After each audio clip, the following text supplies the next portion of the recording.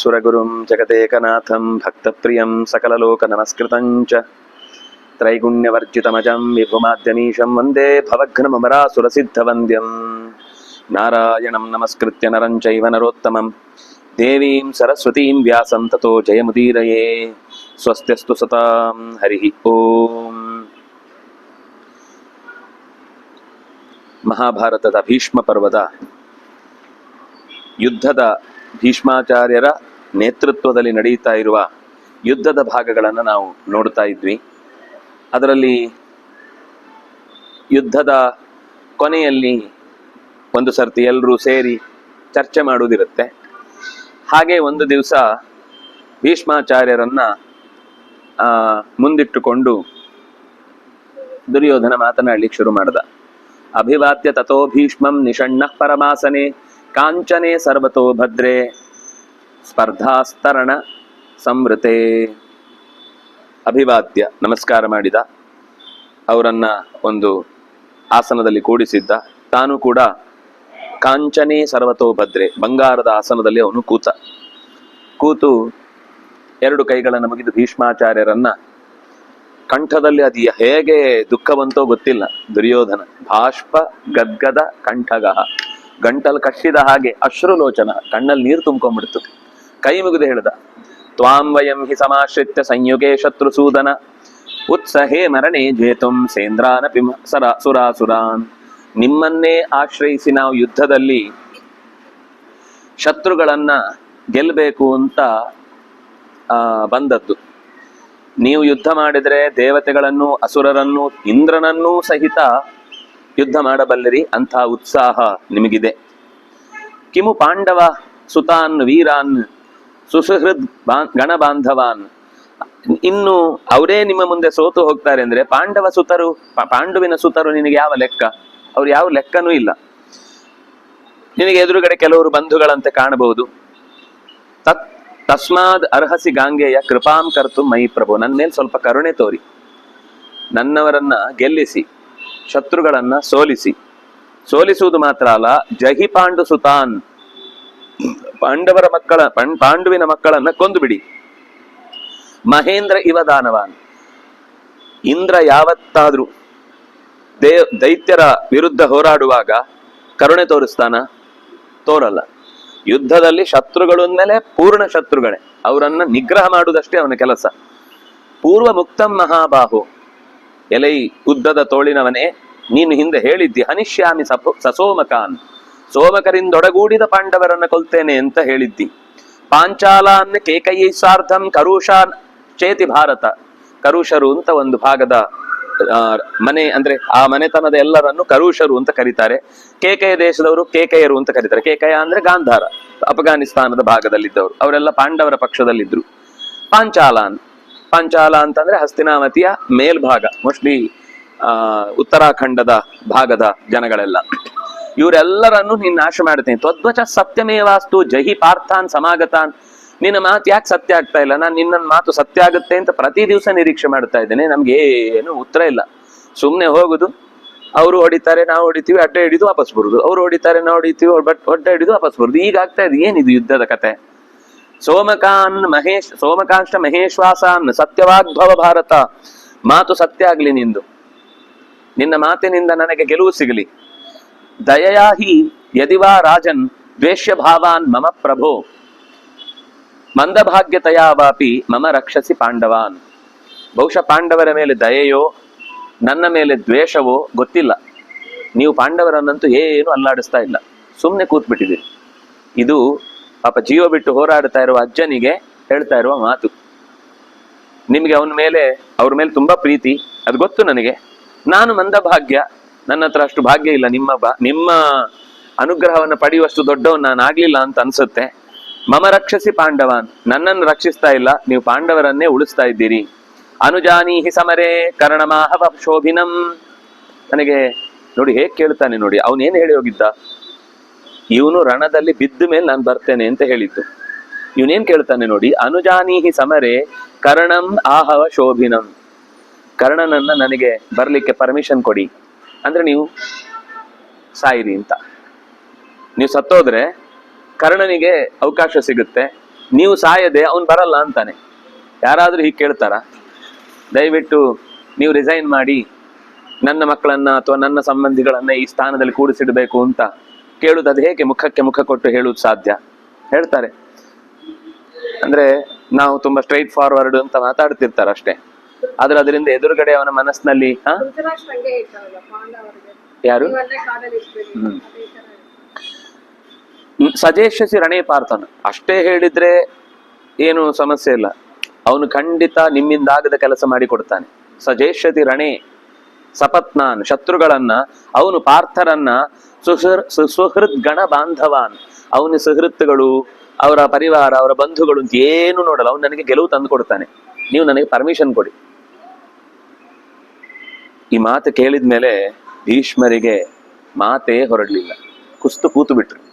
ಏನು ಮಾತಾಡ್ಲಿಕ್ಕೆ ಅಂತ ಆರಾಮಾಗಿ ಏನೋ ಹರಟೆ ಹೊಡಿತಾ ಇದ್ದಾನೆ ಅಂತ ಅನ್ಕೊಂಡು ಮಾತಾಡ್ತಾ ಇದ್ದವರು ಸುಮ್ನೆ ಮೌನಕ್ಕೆ ವಾಕ್ಶಲ್ಯೈಹಿ, ಶಲ್ಯ ಅಂದ್ರೆ ಒಳಗೆ ಅದು ಚೂಪಾದ ಭಾಗ ಒಮ್ಮೆ ಒಳಗೆ ಹೋಗುತ್ತೆ, ಒಳಗೆ ಹೋದ್ಮೇಲೆ ಅದು ಹೀಗೆ ತಿರುಗಿದ್ರೆ ಒಳಗೆ ಓಪನ್ ಆಗ್ಬಿಡುತ್ತೆ, ಅದರ ಭಾಗ ಒಳಗೆ ಹಾಗಿರುತ್ತೆ, ಒಳಗೆ ಹೋದ್ಮೇಲೆ ಅದು ಹೀಗೆ ಬಿಚ್ಕೊಳ್ಳುತ್ತೆ, ಅದಕ್ಕೆ ಶಲ್ಯ ಅಂತ ಹೇಳ್ತಾರೆ. ಅದು ವಾಪಸ್ ಕಿತ್ರೆ ಇಡೀ ಅಷ್ಟು ಭಾಗ ದೇಹದಿಂದ ಕಿತ್ತು ಬರುತ್ತೆ, ಅಂತದ್ದಕ್ಕೆ ಶಲ್ಯ ಅಂತ ಹೇಳುದು. ಇವನ ಮಾತು ಹಾಗಿತ್ತು, ವಾಕ್ಶಲ್ಯ, ಒಳಗೆ ಚುಚ್ಚಿ ತಿರುಗಿಸಿದ ಹಾಗಾಗಿತ್ತು ಅವನಿಗೆ. ನಮ್ಗೆ ಈ ಶಬ್ದ ಗೊತ್ತಿಲ್ಲ ಅಂದ್ರೆ ಮಾತು ಚುಚ್ಚಿತು ಎತ್ತರುದು ಅಂತ ಇಷ್ಟೇ ಅನಿಸ್ತಾ ಇರುತ್ತೆ. ಮಾತು ಚುಚ್ಚುದು ಹೇಗೆ ಅಂದ್ರೆ ಒಳಗೆ ಅಷ್ಟು ವೇದನೆ ಕೊಡುವಂತ ಮಾತಾಗಿತ್ತು ಅಂತ ಅರ್ಥ ಅದು ಶಲ್ಯ ಅಂದ್ರೆ. ಪುತ್ರೇಣ ಸೋತಿ ವಿದ್ಧೋ ಮಹಾಮನಾಹ ಅತಿ ವಿದ್ಧ, ತುಂಬಾ ಗಾಯ ಆಯ್ತು ಅವನಿಗೆ ಮನಸ್ಸಿಗೆ. ಆದ್ರೆ ಮಹಾಮನಾಹ ಅಲ್ಲೇ ಅವನು ಸಿಟ್ಟು ಮಾಡಿಕೊಂಡು ಧನುಸ್ಸನ್ನು ಎತ್ತಿ ಮುಖಕ್ಕೆಸ್ತು ಹೋಗ್ಲಿಲ್ಲ ಅವನು. ನೋವಾಚ ದುಃಖೋಪಹತಃ, ಕೋಪ ಬಂದಾಗ ಮಾತಾಡಬಾರದು.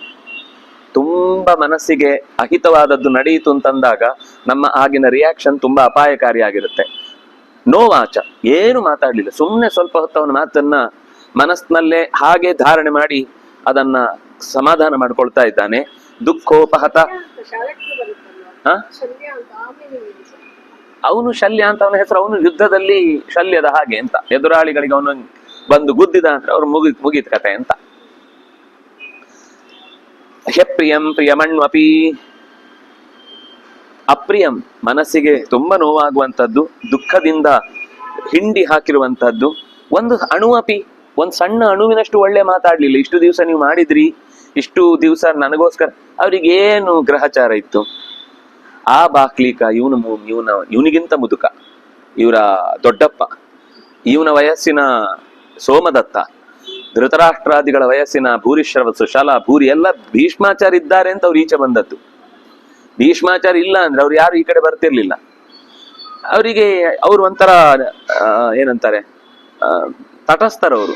ಅವರಿಗೆ ಪಾಂಡವರ ಮೇಲೂ ಕೌರವ ಮೇಲೂ ಅಂತ ಏನಂತ ವಿಶೇಷವಾದ, ಪಾಂಡವರ ಸಜ್ಜನಿಕೆ ಬಗ್ಗೆ ತುಂಬಾ ಗೌರವನೇ ಇತ್ತು. ಹಾಗೆ ಹೇಳಲಿಕ್ಕೆ ಹೋದ್ರೆ ಭೀಷ್ಮ ಬರ್ಲಿಲ್ಲ ಅಂದ್ರೆ ಅವರು ಆ ಪಾರ್ಟಿಗೂ ಹೋಗ್ತಿದ್ರು.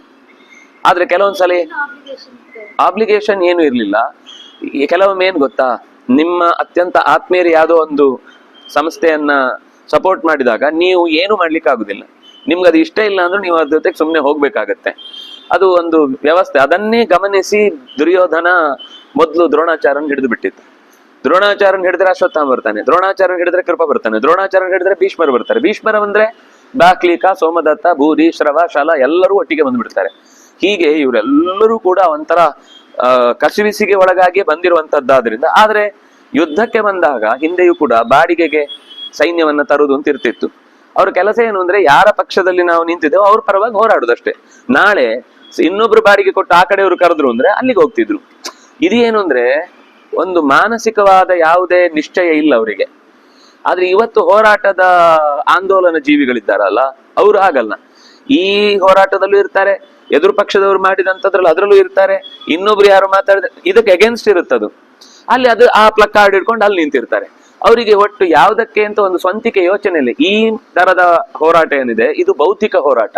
ಬೌದ್ಧಿಕ ಹೋರಾಟದಲ್ಲಿ ನಮ್ಮ ವಿಚಾರವಂತಿಕೆ ನಾವು ಒಂದು ಕಡೆ ನಿಂತ್ರೆ ಅದೇ. ಇದು ಬಾಡಿಗೆಗೆ ಬರುವಂತಹ ಯೋಧರೇನಿದ್ದಾರೆ ಅವರು ರಾಜನ ಥಾಟ್ ಏನಿದೆ ಅದಕ್ಕೆ ಸರಿಯಾಗಿ ನಡಿಬೇಕು, ಅವ್ರಿಗೆ ಸರಿಯಾಗಿ ನಡೆಯುವುದು ಅಂತ ಅನ್ನುವ ಹಾಗೆ. ಆದ್ರೆ ಇವರು ಅದಕ್ಕಿಂತ ಹೆಚ್ಚಾಗಿ ಯಾವಾಗ್ಲೂ ತಂದೆಗೆ ಮಕ್ಕಳಿಗೆ ಗಲಾಟೆ ಆದಾಗ ಅವರ ತಂದೆಯರು ಮಕ್ಕಳ ಪರವಾಗಿ ನೋಡ್ತಾರೆ ಹೊರತು ಮೊಮ್ಮಕ್ಕಳ ಪರವಾಗಿ ನೋಡಲ್ಲ. ನಮ್ಗದ್ ಮನೆಯಲ್ಲಿ ಅನುಭವ ಆದ್ರೆ ಗೊತ್ತಾಗುತ್ತೆ. ಈ ಮಕ್ಕಳು ಏನೋ ಗಲಾಟೆ ಮಾಡಿದ್ರೆ ತಿಂಡಿ ಊಟ ಅಥವಾ ಏನೋ ಪುಸ್ತಕ ಪೆನ್ನು ಪೆನ್ಸಿಲು ಅಂತಂದಾಗ ಅವರಿಗೆ ಸಪೋರ್ಟ್ ಮಾಡ್ತಾರೆ. ಆದ್ರೆ ಆಸ್ತಿ ವಿಷಯ ಅಥವಾ ಒಂದು ದೊಡ್ಡ ಸಂಸ್ಥೆಯ ಜವಾಬ್ದಾರಿ ವಿಷಯ ಅಂತ ಬಂದಾಗ ಮೊಮ್ಮಕ್ಕಳೊಟ್ಟಿಗೆ ಗಲಾಟೆ ಆದ್ರೆ ಅವ್ರ ಮೊಮ್ಮಕ್ಕಳೊಟ್ಟಿಗೆ ಬರಲ್ಲ, ಅವ್ರ ಮಕ್ಕಳೊಟ್ಟಿಗೆ ಬರುದು. ಇದು ಅಲ್ಲ, ಅದು ಅವರಿಗೆ ಅನುಭವ ಇಲ್ಲ ಅಂತ ಈಗ 100 ಅವ್ರ ಹತ್ರ ತಲೆಯಲ್ಲಿರುತ್ತೆ. ಮತ್ತೆ ನಡೆಸ್ಬೇಕಾದ ಈಗ ಇವನಿಗೆ ನಾವು ನಿಂತ್ರೆ ಇವನಿಂದಾಗಿ ಮಕ್ಕಳನ್ನ ಸರಿ ಮಾಡಬಹುದು ಅಂತ ಯೋಚನೆ ಮಾಡುದು. ಕೆಟ್ಟ ಉದ್ದೇಶ ಪ್ರಶ್ನೆ ಅಲ್ಲ. ಅಲ್ಲಿ ಈಗ ಪಾಂಡು ಇಲ್ಲ, ಕರೆಕ್ಟ್ ಪ್ರಶ್ನೆ ಬರುದಿಲ್ಲ ನಿಮ್ಗೆ. ನೀವು ಅದನ್ನ ಸಿಚುವೇಶನ್ ಸಿಚುವೇಶನ್ ಅನುಭವಿಸಿದ್ರೆ ಗೊತ್ತಾಗುತ್ತೆ ಅಷ್ಟೇ. ಹಾಗಾಗಿ ದ್ರೋಣ ಮೊದಲಾದ ಎಲ್ಲರೂ ಈ ಪಕ್ಷದಲ್ಲಿ ಇರುವ ಉದ್ದೇಶ ಏನಿತ್ತು ಅಂದ್ರೆ, ಕೇಳಿದ್ದಾನೆ ಅವನ ಪರವಾಗಿ ನಾವು ಹೋರಾಡಿ ಅವನಿಗೆ ಗೆಲುವನ್ನ ತರಿಸ್ಬೇಕು ಅಂತಾನೆ ಹೋರಾಡ್ತಾ ಇದ್ದಾರೆ. ಆದ್ರೆ ಈ ಮಾತು ದುಃಖ ರೋಷ ಸಮನ್ವಿತ, ದುಃಖನೂ ಬಂದಿದೆ, ಸಿಕ್ಕಾಪಟ್ಟೆ ಕೋಪನೂ ಬಂದಿದೆ ಭೀಷ್ಮಾಚಾರ್ಯರಿಗೆ. ಆದ್ರೆ ಸಧ್ಯಾತ್ವ ಸುಚಿರಂ, ಧ್ಯಾತ್ವ ಅಂದ್ರೆ ಸ್ವಲ್ಪ ಹೊತ್ತು ಮನಸ್ಸನ್ನ calm down, you can do it, ನಿನ್ನ ಹತ್ರ ಆಗುತ್ತೆ. ಅವನೇನೋ ನಿನ್ನನ್ನ ರೇಗಿಸ್ತಾನೆ ಹೇಳ್ತಾನೆ ಅಂತಂದ್ರೆ, ಇದು ಆಟದಲ್ಲಿ ಎದುರಾಳಿಗಳು ಬೇಕು ಅಂತ ಅವರನ್ನ ರೇಗಿಸ್ತಾ ಇರ್ತಾರೆ. ಅವನು ಸಿಟ್ಟಲ್ಲಿ ಹೊಡಿಲಿ ಅಂತ ಹೊಡೆದ್ರೆ ಹಿಡಿದು ಹಾಕ್ಬೋದು ಅಂತ. ಹಾಗೆ ಇವನು ಎಷ್ಟು ಒಳ್ಳೆ ಘಟನೆ ನೋಡಿ ಇದು. ನಿಜವಾಗಿ ಈ ಮಾತಿಗೆ ನೀನ್ ಸಾಯಿ ನಂಗೆ ಕರ್ಣಂಗೆ ಅವಕಾಶ ಕೊಡು ಅಂತ ಅನ್ನುವ ಮಾತಿಗಿಂತ ಇನ್ನು ನೇರವಾಗಿ ಬಾಣ ಹೊಡೆದು ಕೊಂದಿದ್ರು ಅಷ್ಟು ನೋವಾಗ್ತಿರ್ಲಿಲ್ಲ. ಒಂದ್ ರೀತಿ ಆಮೇಲೆ ಅರ್ಜುನನ ಶಲ್ಯಕ್ಕೆ ಬಾಣಕ್ಕೆ ಏಟು ತಿಂದು ಅವನು ಶರಶೈಯಲ್ಲಿ 6 ತಿಂಗಳು ಮಲಗಿದ್ರು ಅವನಿಗೆ ಬೇಸರ ಆಗಿರ್ಲಿಲ್ಲ. ಯಾಕೆಂದ್ರೆ ಅದು ಯುದ್ಧದಲ್ಲಿ ಒಂದು ಸಹಜವಾದ ಪ್ರಕ್ರಿಯೆ ಅಂತ ಅನಿಸಿತ್ತು. ಕಾಯ್ತಾ ಇದ್ದ ಸಾವಿಗೋಸ್ಕರ. ಇಲ್ಲ ನಂಗೆ ನೋವಾಗುತ್ತೆ ಈಗಲೇ ಸತ್ತೋಗ್ತೇನೆ ಅಂತ ಅನ್ಬೋದಿತ್ತು ಅವನು. ಅನ್ನದೇ ಕಾದ ಅಂದ್ರೆ ಅವನಿಗೆ ಇನ್ನಷ್ಟು ಕೆಲವು ಕೆಲಸಗಳು ಬಾಕಿ ಇತ್ತು ಅಂತ ಗೊತ್ತಿತ್ತು. ಆದ್ರೆ ಈ ಮಾತು ಅವನಿಗೆ ಸಡಿಲಿಕ್ಕಾಗ್ಲಿಲ್ಲ. ಧ್ಯಾನ ಮಾಡ್ತಾ ಸ್ವಲ್ಪ ಹೊತ್ತು ಮನಸ್ಸನ್ನ ಸಹಿಸಿಕೊಂಡ. ಶ್ವಸನ್ನಿವ ಮಹಾನಾಗಃ, ಈ ಬುಸುಗುಡುವುದಿರುತ್ತಲ್ಲ, ಶ್ವಸನ್ ಅಂದ್ರೆ ಜೋರಾಗಿ ನಿಟ್ಟುಸಿರ್ಬಿಡುದು. ಸಾಧ್ಯ ಇಲ್ಲಪ್ಪ, ಇವರನ್ನ ಅರ್ಥ ಮಾಡಿಸಿ ಇವನಿಗೆ ಪ್ರೀತಿ ಆಗುವ ಹಾಗೆ ಮಾಡ್ಲಿಕ್ಕೆ ನನ್ನ ಹತ್ರ ಸಾಧ್ಯ ಇಲ್ಲ. ನಾವೇನ್ ಮಾಡ್ತಿದ್ದೀವೋ ಅದನ್ನ ಕರ್ತವ್ಯ ಅಂತ ಮಾಡ್ಬೇಕಷ್ಟೇ, ಬಿಟ್ರೆ ಇವನನ್ನ ತೃಪ್ತಿಪಡಿಸ್ತೇನೆ, ದುರ್ಯೋಧನ ನಾಳೆ ನಮಗೆ ಬೆನ್ನು ತಟ್ಟಿ ನಿಂಗೆ ಪದ್ಮಶ್ರೀ ಕೊಡಿಸ್ತೇನೆ, ಪದ್ಮವಿಭೂಷಣ ಕೊಡಿಸ್ತೇನೆ ಅಂತ ಹೇಳಿಸ್ಲಿಕ್ಕೆ ಸಾಧ್ಯವೇ ಇಲ್ಲ. ಇವನು ಮಹಾ ಮೂರ್ಖ. ಪ್ರಣುನ್ನೋ ವಾಕ್ಷಲಾಕಯ, ಮಾತಿನ ಶಲಾಕೆ ಅದು ಎದ್ದಾಗ ನಿಂತಾಗ್ಲೆಲ್ಲ ಒಳಗಿನಿಂದ ಮತ್ತೆ ಮತ್ತೆ ಮರುದನಿ ನುಡಿತಾ ಇತ್ತು, ರಿಂಗಣಿಸ್ತಾ ಇದ್ದ ಹಾಗೆ ಮನಸ್ಸಿಗೆ ನೋವಾಗ್ತಾ ಇತ್ತು. ಉದ್ಧೃತ್ಯ ಚಕ್ಷುಷಿ, 2 ಕಣ್ಣುಗಳನ್ನ ಬಿಟ್ಟ. ಅಲ್ಲಿ ತನಕ ಸುಮ್ನೆ ಒಳಗೇನೆ ಯೋಚನೆ ಮಾಡಿದೆ. ಈಗ ನೋಡಿದ್ರೆ ನಾನು ಅವನಿಗೆ ಏನಾದ್ರೂ ಬೈತೇನೆ, ಅವನ ಮುಖ ಕಂಡ್ರೆ ಸಿಟ್ಟು ಬರುತ್ತೆ, ಅದಕ್ಕೆ ಅವನು ನೋಡದೇ ಇಲ್ಲ. ಸ್ವಲ್ಪ ಹೊತ್ತು ಸುಮಾರು ಹಾಗೆ ಧ್ಯಾನದ ನೆಪದಲ್ಲಿ ಕಣ್ಣು ಮುಚ್ಕೊಂಡೇ ಕೂತಿದ್ದ. ಆಮೇಲೆ ಕಣ್ಣು ತೆಗೆದ್ರೆ ಹೆಂಗೆ ಕೆಂಪಾಗ್ಬಿಟ್ಟಿತ್ತು ಅಂದ್ರೆ, ಅದೆಲ್ಲ ನಮಗೆ ಅನುಭವಕ್ಕೆ ಬಂದ್ರೆ ಗೊತ್ತಾಗುತ್ತೆ. ಆರಾಮಾಗಿದ್ದದ್ದು ಒಂದು ತುಂಬಾ ಕೆಟ್ಟ ಮಾತಾಡಿ ಅವರು ಸುಮ್ಮನಾಗಿ ಕಣ್ಣು ಮುಚ್ಚಿ ಕಣ್ಣು ತೆಗೆದ್ರೆ ಒಳಗಿನಿಂದ ಆ ಸಿಟ್ಟು ಕಣ್ಣಲ್ಲಿ ಕಾಣುತ್ತೆ. ರೋಷ ಕಣ್ಣಲ್ಲಿ ನೆತ್ತರ ಕಣದಂತೆ ನಿರ್ದಹನ್ನಿವ, ನೋಡಿದವನು ಈಗ ಭಸ್ಮವಾಗಿ ಹೋಗಬೇಕು ಹಾಗೆ ಕಣ್ ತೆಗೆದು ಕೂತ. ಸದೇವಾಸುರ ಗಂಧರ್ವಂ ಲೋಕಂ ಕಾಲ ಇವಾಪರಃ, ಕಾಲರೂಪನಾದವ ಇಡೀ ಜಗತ್ತನ್ನು ನುಂಗ್ಲಿಕ್ಕೆ ನಿಂತರೆ ಹೇಗೆ ನಿಲ್ತಾನೆ, ಎಲ್ಲವನ್ನು ಸಂಹಾರ ಮಾಡ್ಲಿಕ್ಕೆ, ಹಾಗೆ ಅವನ ಕಣ್ಣು ಕಾಣಿಸ್ತಾ ಇತ್ತು. ಅಬ್ರವೀತ್ತವ ಪುತ್ರಂ ಸಹ ಸಾಮಪೂರ್ವಮಿದಂ ವಚಃ, ಸಾಮಪೂರ್ವಂ ಸಮಾಧಾನದಿಂದ ಹೇಳಿದ. ಅವನಿಗೆ ಆ ಸಿಟ್ಟು ಒಳಗಿನಿಂದ ಈಗಲೇ ಅವನಿಗೆ ಬೈದು ಅವನನ್ನು ಉಪ್ಪಿನಕಾಯಿ ಹಾಕಿ ಬಿಡ್ಬೇಕು ಅಂತ ಅನ್ನಿಸ್ತಿತ್ತು. ಆದ್ರೆ ಉಪ್ಪಿನಕಾಯಿ ಟೇಸ್ಟ್ ಆಗುವಾಗ ಏನ್ ಸಮಾಧಾನ ಇರಬೇಕೋ ಆ ಸಮಾಧಾನದಿಂದ ಅವನ ಮನಸ್ಸನ್ನ ನಿಧಾನಕ್ಕೆ ಸಮಾಧಾನಕ್ಕೆ ತಂದುಕೊಂಡು ಈ ಮಾತನ್ನ ಹೇಳಿದ. ನಂಗೆ ಈ ಒಂದೊಂದು ಲೈನು ಕೂಡ ನಮ್ಗೆನೇ ಹೇಳ್ದಂಗೆ ಕಾಣಿಸುತ್ತೆ. ನಾವು ಹೇಗೆ ಸಿಚುವೇಶನ್ ಅನ್ನು ಹ್ಯಾಂಡಲ್ ಮಾಡಬೇಕು ಅನ್ನೋದನ್ನ ಭೀಷ್ಮಾಚಾರ್ಯರು, ಇದೇ ಈ ಸಾತ್ಯಕಿಗೂ ಭೀಷ್ಮರಿಗೂ ಇದೇ ವ್ಯತ್ಯಾಸ. ಸಾತ್ಯಕಿಗೆ ಇಂಥದ್ದು ನಡೆದಿದ್ರೆ ಇಷ್ಟೊತ್ತಿಗೆ ಯಾರಾದ್ರೂ ಹೇಳಿದ್ರೆ ಫಸ್ಟ್ ಅವನ್ ತಲೆ ತೆಗೆದ್ಬಿಡ್ತಿದ್ದ. ಕೆಟ್ಟವನಲ್ಲ, ಆ ಬುದ್ಧಿ ಮತ್ತೆ ಇದು ವಿವೇಚನೆಯನ್ನ, ಮನಸ್ಸು ಮತ್ತು ವಿವೇಚನೆಯನ್ನ ಯಾವುದನ್ನ ಈಗ ನಡೆಸ್ಬೇಕು, ಬುದ್ಧಿಯನ್ನು ನಡೆಸ್ಬೇಕು ಬಲವನ್ನು ನಡೆಸ್ಬೇಕು. ಕೆಲವರಿಗೆ ಬಲವೇ ಮುಂದೆ ಕಾಣುತ್ತೆ, ಕೆಲವರಿಗೆ ಬುದ್ಧಿ ಮುಂದೆ ಕಾಣುತ್ತೆ. ಭೀಷ್ಮಾಚಾರ್ಯರು ಬಹಳ ಸಮಾಧಾನದಿಂದ ಕಿಂತು ದುರ್ಯೋಧನೈವಮ್ಮ ವಾಕ್ಶಲ್ಯೈರ್ ಉಪಕೃಂತಸಿ, ಯಾಕಪ್ಪ ಮಾತಿನ ಬಾಣದಿಂದ ಇರಿದು ಒಳಗಿಂದ ತಿವಿದು ಮಾತಾಡ್ತಾ ಇದ್ದಿ. ಇರಿಯುವುದು ಅಂದ್ರೆ ಹೀಗೆ, ತಿವಿಯುವುದು ಅಂದ್ರೆ ಹೀಗೆ. ಇರಿಯುವುದು ಬೇರೆ, ತಿವಿಯುವುದು ಬೇರೆ. ಶಲ್ಯ ಅನ್ನೋದು ಇರಿದು ತಿವಿಯುವಂಥದ್ದು. ಯಾಕೆ ತಿವಿಯುವ ಮಾತುಗಳನ್ನು ಆಡ್ತಾ ಇದ್ದಿ? ಘಟಮಾನಂ ಯಥಾಶಕ್ತಿ ಕುರುವಾಣಂಚ ತವ ಪ್ರಿಯಂ, ನನ್ನ ದೇಹದಲ್ಲಿರುವ ಶಕ್ತಿಯನ್ನ ಸರಿಯಾಗಿ ಉಪಯೋಗಿಸಿ ನಿನಗೆ ಹಿತ ಆಗಬೇಕು ಅನ್ನುವ ದೃಷ್ಟಿಯಿಂದಲೇ ನಾವು ಯುದ್ಧ ಮಾಡ್ತಾ ಇದ್ದೇವೆ. ಯುದ್ಧದಲ್ಲಿ ಎಂದೂ ಕಾಂಪ್ರಮೈಸ್ ಆಗಿಲ್ಲ. ನಮ್ಮ ಮನಸ್ಸಲ್ಲಿ ಗೊತ್ತಿರಬಹುದು ಯಾವುದು ಸರಿ ಯಾವುದು ತಪ್ಪು ಅಂತ, ಆದ್ರೆ ಯುದ್ಧದ ವಿಷಯದಲ್ಲಿ ಎಂದೂ ಕೂಡ ನಾವು ನಿನಗೆ ದ್ರೋಹ ಬಗೆಯುವಂತಹ ಯೋಚನೆಯನ್ನು ಮಾಡೇ ಇಲ್ಲ. ಜುಹ್ವಾನಂ ಸಮರೇ ಪ್ರಾಣಾನ್ ತವ ವೈ ಪ್ರಿಯ ಕಾಮ್ಯಯ. ನಮ್ಮ ಪ್ರಾಣಗಳನ್ನ ಪ್ರತಿ ದಿವಸ ಒತ್ತೆ ಇಟ್ಟು ಯುದ್ಧ ಮಾಡ್ತಾ ಇದ್ದೇವೆ. ಇವತ್ತು ಸಾಯ್ಬೋದು, ನಾಳೆಯೂ ಸಾಯ್ಬೋದು, ನಮ್ಗೆ ಗೊತ್ತಿಲ್ಲ. ಯುದ್ಧಕ್ಕೆ ಹೋಗುವಾಗ ನಾನು ಬದುಕೆ ಬರ್ತೇನೆ ಅಂತ ಹೋಗುದಲ್ಲ, ಗೆಲುವು ತರ್ತೇನೆ ಅಂತ ಹೋಗುದು. ತಂದ್ರೆ ಗೆಲುವು, ಇಲ್ಲ ಅಂದ್ರೆ ಅದು ಏನು ಸಮರದಲ್ಲಿ ಪ್ರಾಣ ತೆತ್ತು ಸ್ವರ್ಗಕ್ಕೆ ಹೋದ ಅನ್ನುವ ಖುಷಿ, ಇಷ್ಟೇ ಹೋಗುದು. ನಾವು ವಾಪಸ್ ಬಂದು ನಾಳೆ ಮತ್ತೆ ನಾನು ಸಂಜೆ ಪದಾರ್ಥವನ್ನು ತಿಂತೇನೆ ಅಂತ ನಂಬಿ ಹೋಗುದಲ್ಲ. ಹತೋವಾ ಪ್ರಾಪ್ಸಿಸಿ ಸ್ವರ್ಗಂ ಜಿತ್ವಾ ಭೋಕ್ಷಸೆ ಮಹೀಂ. ಗೆದ್ರೆ ಭೂಮಿ, ಸೋತ್ರೆ ಅಥವಾ ಸತ್ರೆ ಸ್ವರ್ಗ, ಇಷ್ಟೇ ಯೋಚನೆಯಿಂದ ಹೋಗುದು ನಾವು. ನಾಳೆ ಇದನ್ನು ಯೋಚನೆ ಮಾಡ್ತಿಲ್ಲ. ಯದಾಚತ್ವಂ ಮಹಾಬಾಹೋ ಗಂಧರ್ವೈ ತಮೋಜಸ. ಆಯ್ತಪ್ಪ, ಇಷ್ಟೊತ್ತು ಮಾತಾಡ್ತಾ ಇದ್ಯಲ್ವ ಹೀಗೆಲ್ಲ, ದೇವತೆಗಳನ್ನ ಗೆಲ್ಲುವವ್ರು ನೀವು, ಅವರನ್ನ ಯಾಕೆ ಗೆಲ್ತಾ ಇಲ್ಲ ಅಂತ ನಿಂಗೆ ಗೊತ್ತಲ್ವಾ? ಯದಾತು ಪಾಂಡವ ಶೂರಃ ಖಾಂಡವೇ ಅಗ್ನಿ ಮತರ್ಪಯತ್. ಅರ್ಜುನ ಖಾಂಡವ ದಹನ ಆಗುವಾಗ ಅಗ್ನಿಯನ್ನು ಎಲ್ಲ ದಾಹ ಆಗುವ ತನಕ, ಅದು ಒಂದು ಸಣ್ಣ ಯಾವುದೇ 2 ಮರದ ಜಾಗ ಅಲ್ಲ, ಅದು ಇಡೀ ಊರಿನಷ್ಟು ದೊಡ್ಡ ಕಾಡದು. ಅಂತ ಕಾಡನ್ನ ದೇವತೆಗಳು ಅವನಿಗೆ ತಡೆದು ನಿಲ್ಲಿಸಿ ಮಳೆ ಸುರಿಸುವ ಪ್ರಸಂಗ ಬಂದಾಗ್ಲೂ ಆ ಮಳೆಯನ್ನು ನಿಲ್ಲಿಸಿ ಅಗ್ನಿಗೆ ಕೊಟ್ಟ ಮಾತನ್ನು ಉಳಿಸ್ಕೊಳ್ಳಿಕ್ಕೋಸ್ಕರ ಅದನ್ನು ಸುಟ್ಟ, ಖಾಂಡವವನ್ನು ಸುಟ್ಟ. ಎಲ್ಲ ದೇವತೆಗಳನ್ನು ಎದುರಿಸಿದವನು ಅವನು. ನಿನಗೆ ಈ ಕತೆ ಗೊತ್ತಿಲ್ವಾ? ಪರಾಜಿತ್ಯ ರಣೇ ಶಕ್ರಂ. ಶಕ್ರನನ್ನು ಕೂಡ ರಣೇ ಪರಾಜಿತ್ಯ ಸೋಲಿಸಿ ಪರ್ಯಾಪ್ತಂ ತನ್ನಿದರ್ಶನಂ. ಈ ಒಂದು ಉದಾಹರಣೆ ಸಾಲಲ್ವಾ ನಿನಗೆ?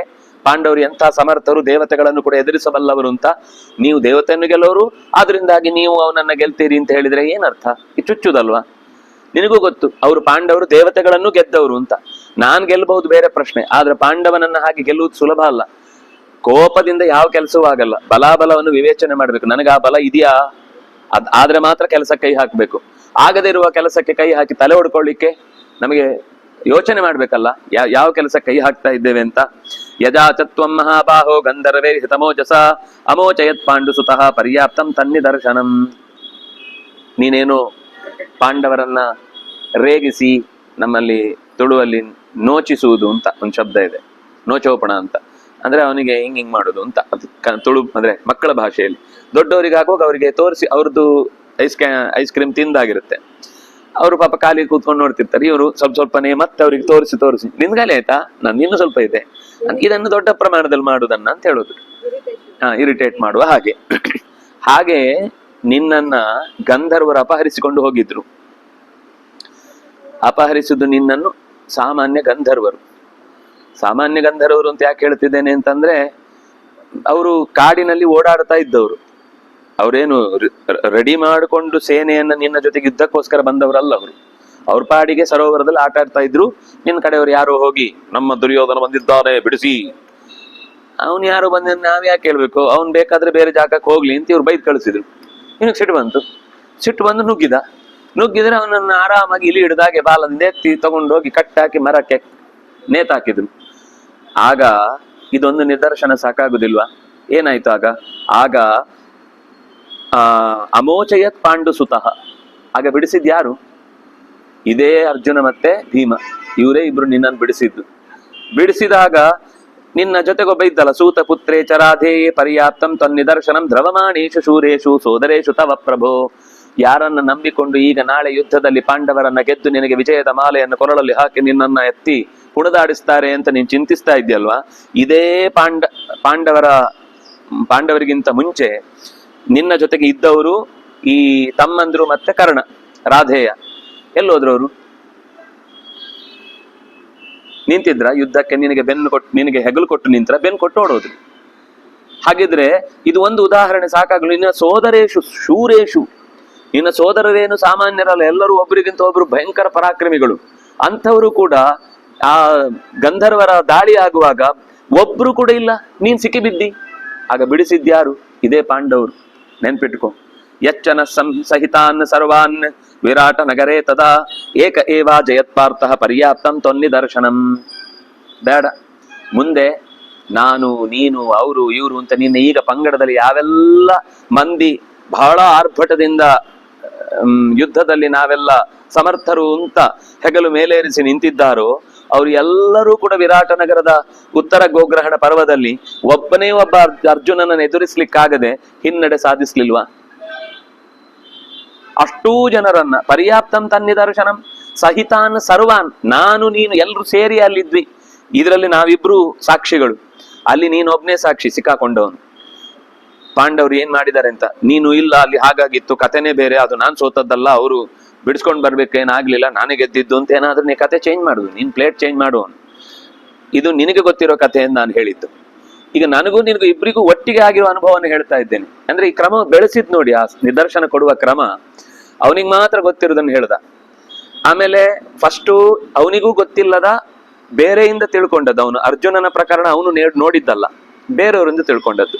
ಆಮೇಲೆ ಅವನು ನೇರ ನೋಡಿದ್ದು, ಆಮೇಲೆ ನಾನು ಮತ್ತು ನೀನು ಎರಡೂ ನೋಡಿದ್ದು. ಆ ಬೆಳೆಸುವ ಕ್ರಮ ನೋಡಿ. ವಾದ ಅಂತಂದ್ರೆ ನಾವು ಈ ಭಾರತ ಓದುದ್ರ ವೈಶಿಷ್ಟ್ಯ ಏನಂದ್ರೆ ಇದೆಲ್ಲ ನಮ್ಮ ಅನುಭವಕ್ಕೆ ಬರ್ಬೇಕಾದ ಸಂಗತಿ. ಕೇವಲ ಮಹಾಭಾರತ ಕತೆ ಓದ್ದ, ಭೀಷ್ಮಾಚಾರ್ಯಗೆ ಬೇಜಾರಾಯ್ತು, ಆಮೇಲೆ ಅವತ್ತು ಕಣ್ಣೀರು ಒರೆಸ್ಕೊಂಡು ಆಮೇಲೆ ಮತ್ತೆ ಯುದ್ಧಕ್ಕೆ ಹೋದ್ರು, ಇಷ್ಟಕ್ಕೂ ಮುಗಿಸ್ಬೋದು ಈ ಅಧ್ಯಾಯವನ್ನ.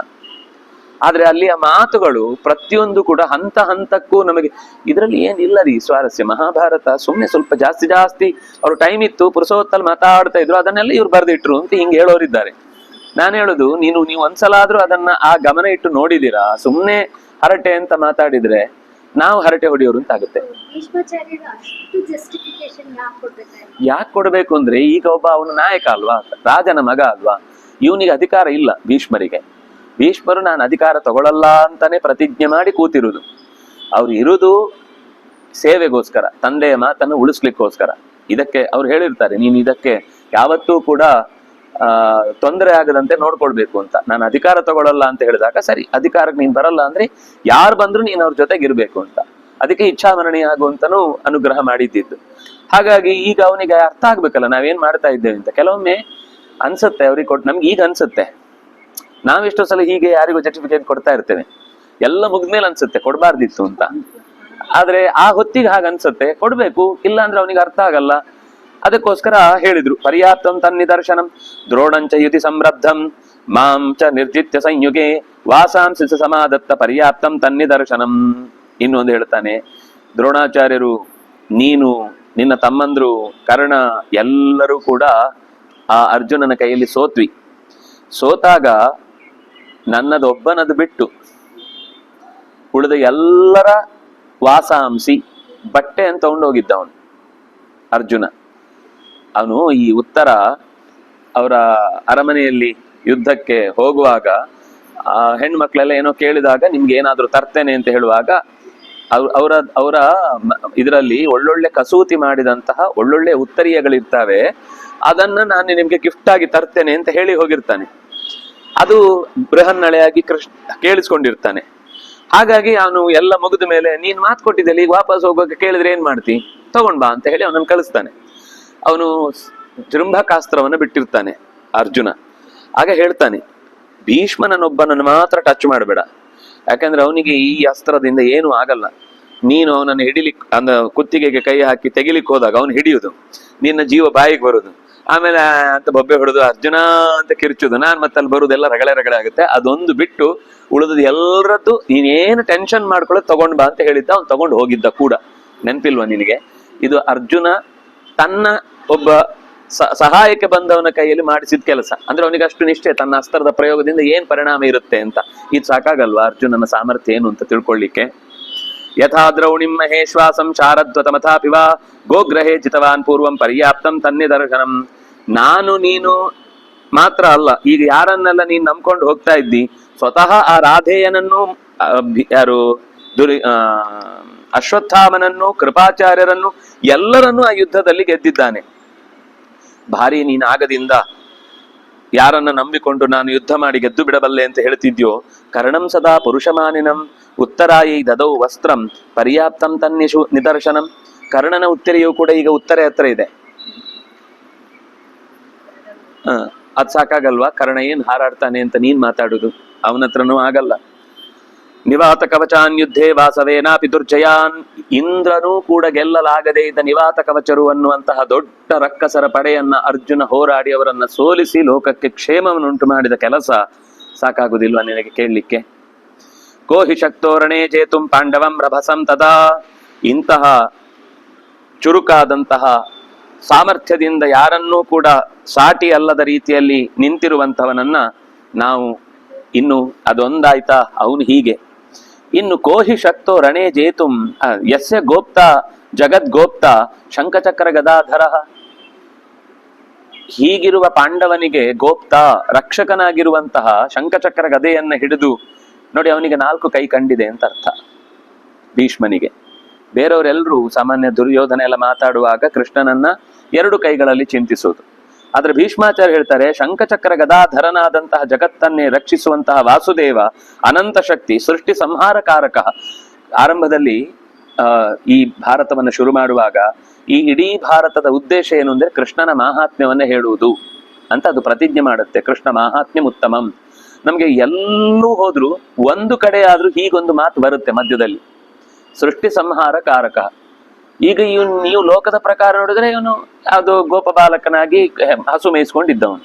ಆದ್ರೆ ಭೀಷ್ಮಾಚಾರ್ಯ ಹೇಳ್ತಾರೆ, ನೀನು ಹಾಗೆ ತಿಳ್ಕೊಳ್ಬೇಡ ಅವನನ್ನ. ಅವನು ಸೃಷ್ಟಿ ಸಂಹಾರ ಕಾರಕ, ಅವನು ವಾಸುದೇವ, ಅನಂತ ಶಕ್ತಿ, ಸರ್ವೇಶ್ವರ, ದೇವದೇವ, ಎಲ್ಲರ ಅಂತರ್ಯಾಮಿ, ಸನಾತನ, ಎಲ್ಲ ಕಾಲದಲ್ಲೂ ಇರುವವನು. ಅಂಥವನೇ ಯಸ್ಯ ಗೋಪ್ತ, ಅಂಥವನೇ ಯಾರಿಗೆ ಕವಚವಾಗಿ ನಿಂತಿದ್ದಾನೋ ಅವನನ್ನ ನಾವು ಸೋಲಿಸುವುದು ಹೇಗೆ? ಉಕ್ತೋಸಿ ಬಹುಶೋ ರಾಜನ್. ನಾನ್ ಮಾತ್ರ ಈಗ ಹೇಳ್ತಾ ಇರೋದಲ್ಲ, ನಿನಗೆ ನಾರದರು ಹೇಳಿದ್ದಾರೆ, ಮೈತ್ರೇಯರು ಹೇಳಿದ್ದಾರೆ, ನಾರದಾದ್ಯೈಹಿ ಇನ್ನೂ ಅನೇಕ ಜನ, ಪರಶುರಾಮ ಬಂದು ಹೇಳಿದ್ದಾನೆ, ಭೀಷ್ಮಾಚಾರ್ಯ ಹೇಳಿದ್ದಾರೆ, ದ್ರೋಣಾಚಾರ್ಯ ಹೇಳಿದ್ದಾರೆ, ವಿದುರ ಹೇಳಿದ್ದಾನೆ, ನಿಮ್ಮ ಅಪ್ಪನೂ ಮಾತಾಡಿದ್ದಾನೆ. ಎಲ್ಲರೂ ನಿನ್ಗೆ ಕೃಷ್ಣನ ಬಗ್ಗೆ ಹೇಳಿಲ್ವಾ? ಪಾಂಡವರ ಮಹಿಮೆಯನ್ನ ಹೇಳಿಲ್ವಾ? ಇಷ್ಟಾದ್ರೂ ನಿನಗೆ ತಲೆಗೆ ಹೋಗ್ತಾ ಇಲ್ಲ. ತಥಾ ತ್ವಮಪಿ ಗಾಂಧಾರೇ ವಿಪರೀತಾನಿ ಪಶ್ಯಸಿ. ನಾವೇನಾದ್ರೂ ಹೇಳಿದ್ರೆ ಉಲ್ಟಾನೇ ಅರ್ಥ ಆಗುತ್ತೆ ನಿನಗೆ. ಅದು ಅಂತ ಹೌದು, ಇದು ಚೆನ್ನಾಗಿದೆ ಅಂದ್ರೆ ಇದು ಚೆನ್ನಾಗಿಲ್ವಾ ಅಂತಾನೆ ಅರ್ಥ ಆಗುತ್ತೆ ಕೆಲವರಿಗೆ. ಅಂದ್ರೆ ಯಾವತ್ತೂ ಕೂಡ ಒಂದು ಮಾತನ್ನ ಹಾಗೆ ಅರ್ಥ ಮಾಡ್ಕೊಳ್ಳಿಕ್ ಬರುದೇ ಇಲ್ಲ. ಇದು ಬೈತಾನೆ, ಯಾಕೆ ನಾನು ಏನ್ ಹೇಳಿದ್ರು ಅರ್ಜುನನನ್ನ ಹೊಗಳಿದ ತಕ್ಷಣ ಯುನಿಕ್ ಬರ್ಲಿಕ್ಕೆ ಶುರುವಾಗುತ್ತೆ. ನೀವು ನಮ್ಮ ಪರ ನೋಡಿ, ಭೀಷ್ಮಾಚಾರ್ಯರ ಉದ್ದೇಶ ಇದ್ದದ್ದು ಅವನ ರೇಗಿಸುವುದಲ್ಲ. ನಾವು ನೋಡಿ ಇದೇ ವಿಷಯದಲ್ಲಿ ಅವರು ಮಾತಾಡಿದ್ರೆ ನಾವು ಹೇಗೆ ಅರ್ಥ ಮಾಡ್ಕೊಳ್ತಿದ್ವಿ?